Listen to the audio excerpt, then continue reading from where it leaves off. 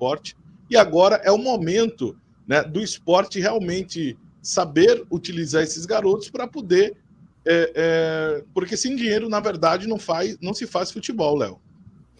Vê só, você falou uma série de situações aí bem interessantes. Primeiro, vamos começar com o profissionalismo no futebol.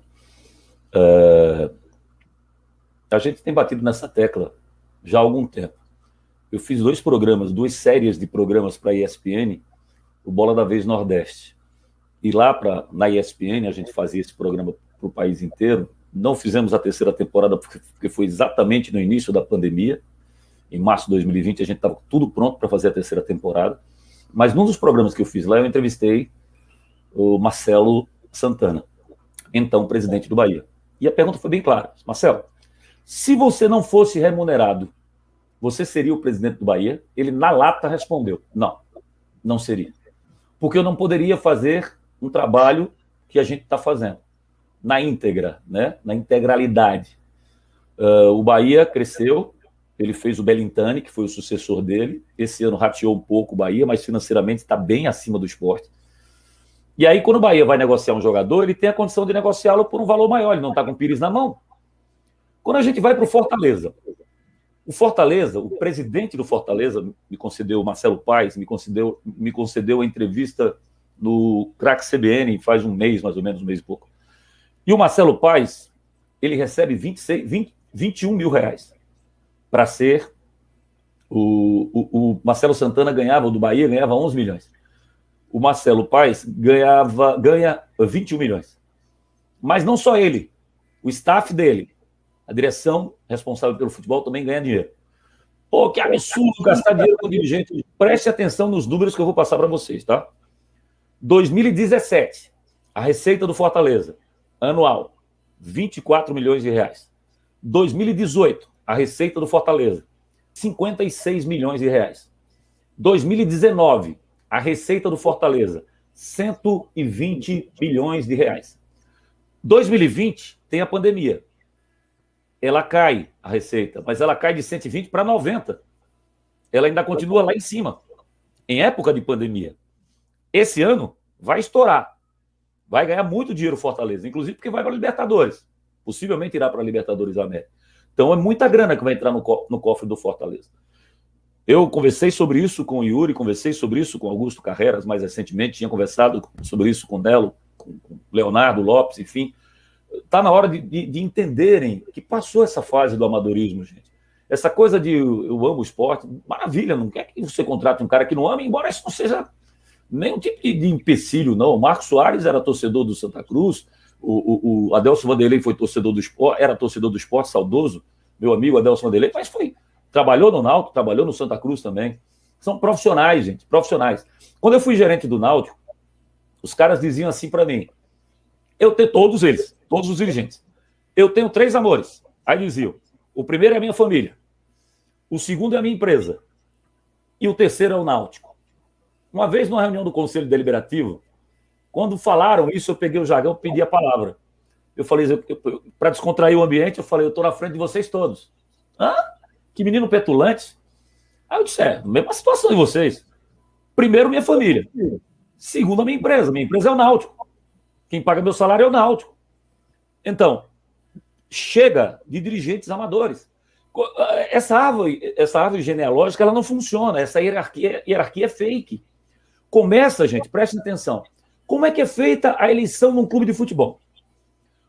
Eu sou o candidato à presidência do executivo.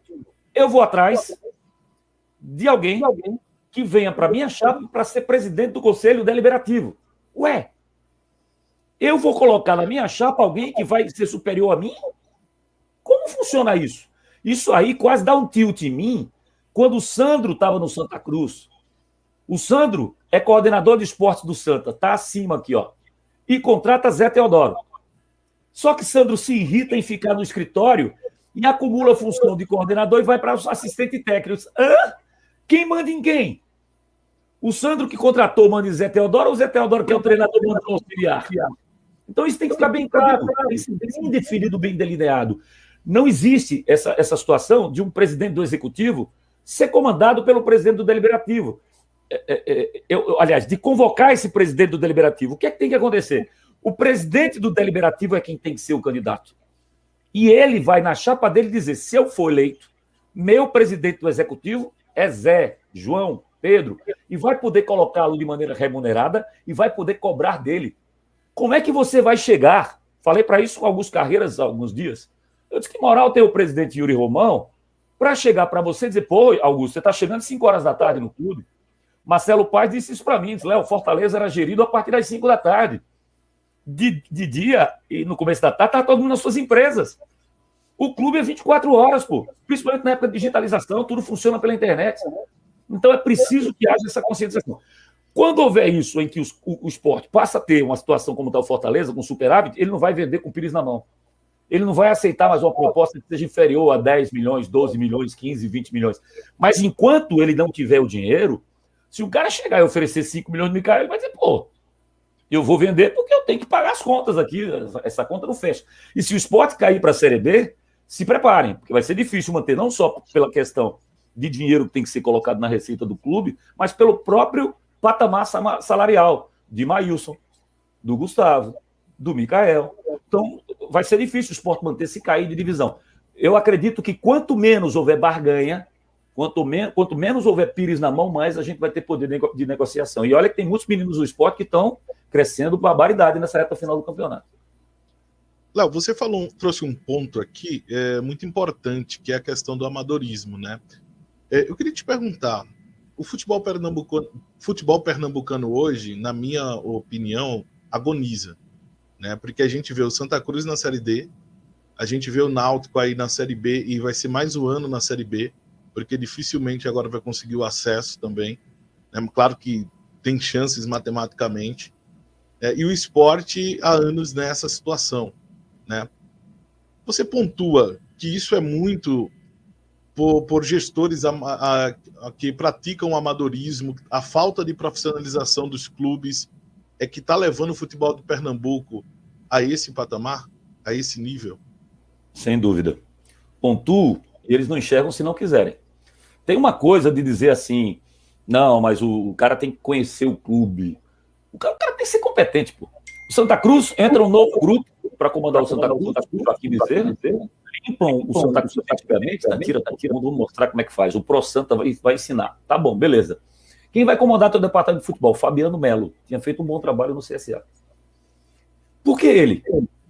O Santa contratou mais de 40 jogadores de maneira equivocada. Mais de 40 jogadores. Os jogadores não davam liga. E no começo ele já chega falando grosso. Quem vai falar sobre o futebol aqui do Santa Cruz sou eu. Se querem entrevistas, falem comigo. Vai sendo minado. No final, ele é engolido por Mirinda, é engolido por Givanildo, é engolido por Omerito, que virou ministro sem pasta. Você tem que colocar o... Tem tanto nome, né, gente? Na minha época, eu não podia ser diretor de futebol remunerado porque o estatuto do Náutico não deixava. Então, colocaram gerente de futebol. Mas a primeira coisa que eu falei isso, olha, para ser supervisor e burocracia aqui dentro, tem Amino Tavares, um excelente profissional. Eu venho se eu tiver poder de decisão. Se eu não tiver poder de decisão igual... Se eu estiver sozinho aqui no clube e houver qualquer ato de disciplina, eu decido só. Se eu for, como fui para São Paulo, pescar jogadores para contratar e eu estiver sozinho lá, eu vou indicar o jogador e quero que o jogador seja contratado. Eu queria ter voz e vez. O que é que acontece hoje nos clubes de Pernambuco? O único que poderia ter sido, né, esse cara nos últimos anos no esporte foi meu querido amigo Adelson Vanderlei. Mas Adelson, ele tinha alcunha de gerente, mas era um cara que era um gestor interno do esporte. Ele não era o cara diretamente responsável pelas contratações. E o executivo, ele tem que dar a cara a tapa. Eu fui para São Paulo, passei um mês na Rapidão Cometa do Américo Pereira. E eu checava assim, ó, eu falava com o Beto Zini e perguntava quem prestava no Guarani, no Mojimirim. Ia para o Mojimirim e perguntava se o Wilson Barros, quem prestava no Guarani. Eu ia cruzando informações. Aí vocês vão dizer, pô, mas vocês não conseguiram acesso. Subiam, infelizmente, na época, 2, nós fomos terceiro. E não subimos porque o futebol é assim. O futebol apronta, porque a gente teve tudo para ter o acesso naquele ano garantido. Na reta final, o Náutico estava muito melhor do que os seus adversários e não conseguiu. Mas voltando, é preciso que esse cara... Aí, Mudici, eu estava dizendo a nomenclatura, né? Coordenador, executivo, manager, CEO. É um rolo que você tem nesse cara, e o importante, toda vez que entra um, eu falo, ele comanda o futebol, Eu não tenho sentimento para o Augusto Carreiras. Esse cara que vocês estão contratando para o executivo do esporte, ele vai dar satisfação ao presidente ou vai dar satisfação a você, Augusto Carreiras? Ele falou, não, ele vai dar a mim porque eu sou vice-presidente de futebol. Não funciona. Não funciona.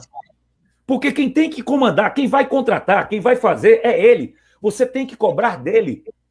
Então o esporte está perdendo mais uma vez a chance de profissionalizar o seu departamento de futebol. Entrevistei o Yuri Romão, falei isso para ele. O Santa Cruz, agora com essa mudança, com o Joaquim Bezerra, sem apoio político, era a chance de modificar. No Náutico, Edno e Diógenes fizeram uma gestão tão, digamos, bem defensável.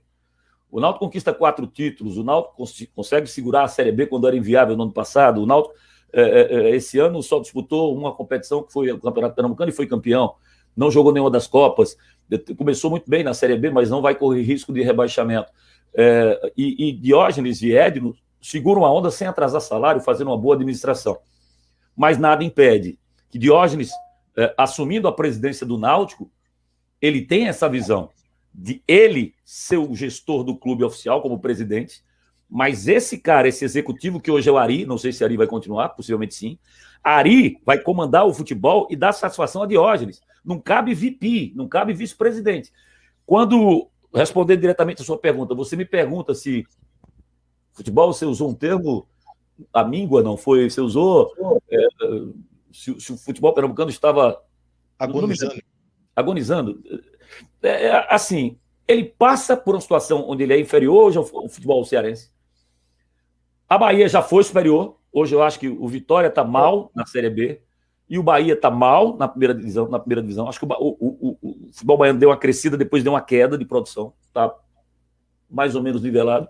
O futebol alagoano está crescendo muito, não à toa você vê CRC e CRB brigando efetivamente pelo acesso para a primeira divisão. Né? O Santa está perdendo para todo mundo, está perdendo para time da Paraíba. Ele jogou. O Santa é incrível, né? Porque ele joga no ano passado uma competição onde ele é o primeiro time dos 20. Primeiro dos 20. Bom, se um time foi primeiro dos 20 e não subiu por uma bola na trave, a bola do Ituano com o Vila Nova, se essa bola entra, quem sobe é o Santa. A bola não entrou, o Santa não subiu. Sabe o que fizeram? Destruíram todo o trabalho que foi feito com Marcelo Martelotti e companhia. E começou tudo do zero. Por isso que o Santa caiu para a Série D. Assim, quando falam que o futebol não tem razão, não tem lógica, ele não tem razão, não tem lógica dentro de campo, porque dentro de campo chama-se jogo.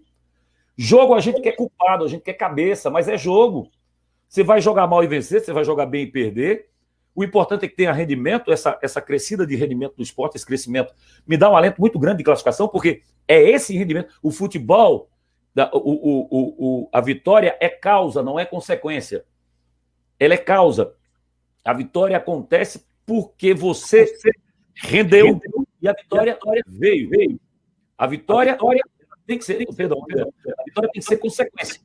A causa é eu fazer um bom trabalho, é eu mostrar um bom futebol. Eu falo isso há muitos anos. Então, em competição de mata-mata, não, esquece. Aí quem tiver melhor na noite, no dia, vai levar. Mas para chegar em competição longa na reta final, bem, vai ser o rendimento do time que vai determinar. Então, eu acho que o futebol de Pernambuco agoniza pela falta de visão profissional que, infelizmente, os nossos dirigentes estão tendo nos últimos anos. Legal.